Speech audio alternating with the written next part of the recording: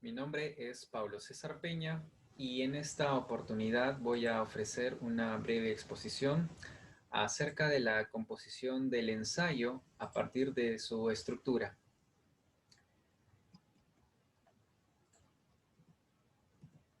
Hay que recordar, hay que tener presente que en este género la subjetividad del ensayista se debe concebir como este eje del texto que permite su organización, porque es desde las decisiones que toma el ensayista que se determina qué orden se va a seguir, de qué manera se va a presentar la información, cómo va a ser esta dosificada a lo largo del ensayo. Eh, para ello, hay que recordar que nuestra conciencia, la conciencia de cualquier ser humano, se traslada o se encuentra entre dos campos de percepción. Uno que puede ser más amplio, la percepción general, y otro que es más específico, el de la percepción focalizada. Tener en cuenta estas características de la conciencia humana resultan pertinentes para entender cómo luego esta es reproducida en la escritura en prosa, que es común en el ensayo. Cuando nos referimos a una percepción general, es aquel momento en el que la conciencia no se detiene en un aspecto específico, sino que recibe la información que le rodea sin discriminar en ninguna parte de ella. En cambio, cuando hay algo que le llama la atención a la conciencia, ésta se enfoca específicamente en ella y deja de lado a todo el resto de información, ¿no? Estas maneras de operar de la conciencia desde un punto de vista más amplio a un punto de vista más específico se hacen presentes como operaciones mentales que permiten la construcción de conocimiento. Nos referimos al análisis y a la síntesis, así como la inducción y a la deducción. En estos casos, es posible identificar ese contraste entre lo particular y lo general. En el caso del análisis, que es esta descomposición de un todo en partes, podemos decir que se está yendo desde algo que es general a una serie de específicos. En el caso de la síntesis, más bien se procura reunir las partes para lograr un todo. En ese sentido, podemos darnos cuenta que estas dimensiones, lo particular y lo general, son aquellas entre las que se traslada la conciencia para cuando realiza estas operaciones. Igual ocurre con la inducción y la deducción. En la inducción, a partir de una serie de particulares, es posible llegar a construir una afirmación de índole general. En el caso de la deducción, el enfocarse en un aspecto o en un elemento de forma genérica puede a veces permitir que reconozcamos rasgos más específicos. Bien, como les comentaba, este rasgo de la conciencia se hace evidente en la prosa cuando se escribe. Para mostrar ello, vamos a tener como ejemplo un ensayo del poeta peruano César Moro titulado Breve comentario bajo el cielo de México. Nosotros podemos identificar las jerarquías de información que se establecen en un nivel intraparrafal, es decir, dentro del párrafo. Aquí, por ejemplo, las oraciones que componen este párrafo tienen como un elemento nuclear a partir del cual comienza a fluir el resto de información, a distribuirse el resto de información. En ese párrafo que estamos viendo, es el caso, por ejemplo, con el elemento de la ciudad. A partir de la ciudad, el punto de vista del yo, del ensayista, ¿no? De la subjetividad que funciona como eje de este texto, parte de un elemento, que en este caso es general, para luego detenerse en elementos más específicos. De la ciudad puede hacer referencia a lo que está alrededor o cercana a ella, como son el cielo y el valle.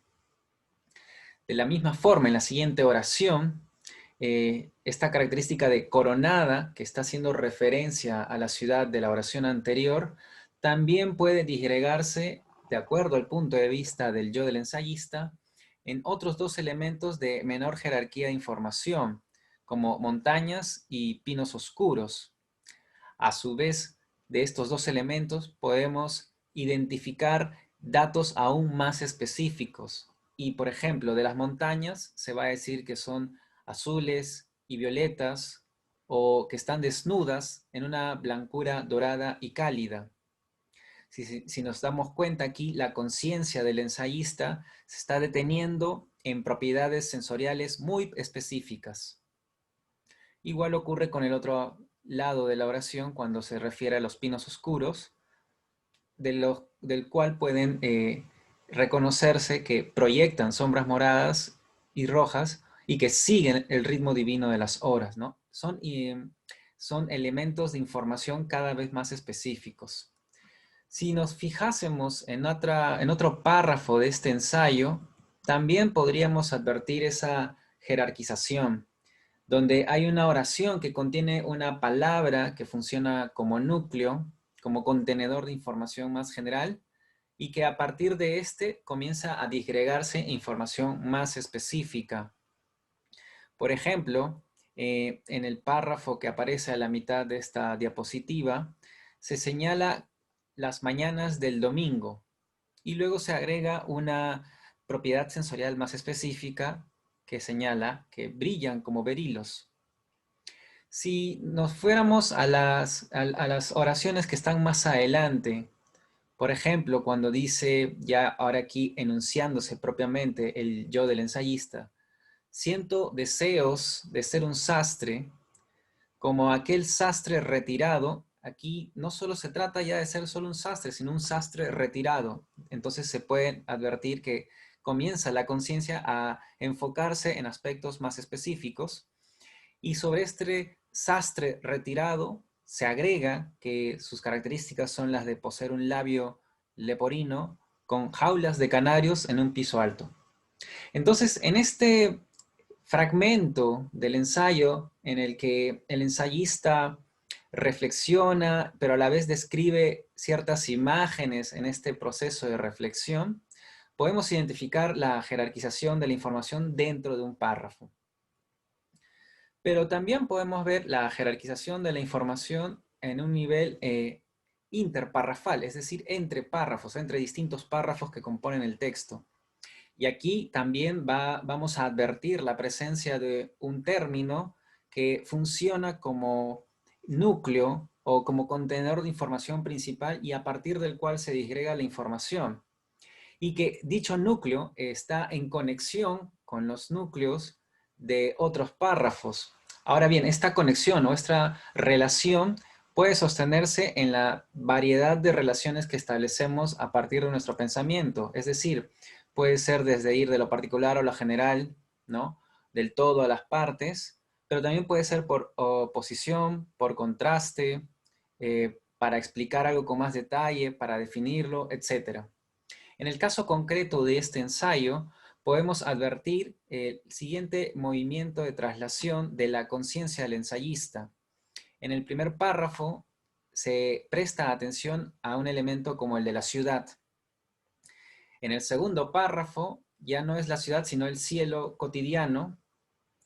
Y en el tercer párrafo ya no es cualquier cielo cotidiano, sino son los cielos de México, todos los cielos de México. Pero en el cuarto párrafo se mira de otra manera y ya se hace referencia a algo a que es más general, pero también más abstracto, puesto que no es un elemento concreto, pero que a la vez contiene más rasgos y características de los elementos previos mencionados, como el de las mañanas del domingo. Entonces podemos ver cómo entre distintos párrafos también es reconocible una jerarquización de la información. Este mismo fragmento puede dar pie para un recorrido distinto de la conciencia. Si en estos primeros párrafos es un recorrido en el espacio geográfico, luego vamos a advertir que hay un movimiento más bien hacia adentro, hacia la subjetividad del ensayista. Pues dice, ¿no? Las mañanas del domingo brillan como berilo, vistas desde mi alta ventana de domingos. Y ahí aparece el yo del ensayista para luego hacer un recorrido hacia su interior. Es así como manifiesta que siente deseos de ser un sastre o que quisiera llamarse a sí mismo para, bajando hasta la calle, quedarse en su ventana contemplando, etcétera. Entonces, como podemos darnos cuenta, estos movimientos, estas operaciones de la conciencia, de ir de un general a un particular, de un particular a un general, se reproducen, como podemos advertir en este ejemplo, en la escritura en prosa, ¿no? A partir de una serie de recursos distintos. De allí que podamos señalar lo siguiente, que la estructura de un ensayo puede ser determinada tal vez desde antemano. Es decir, que el ensayista, en este caso César Moro, pudo haber previsto que este recorrido que realiza su conciencia dentro del ensayo haya sido establecida previamente.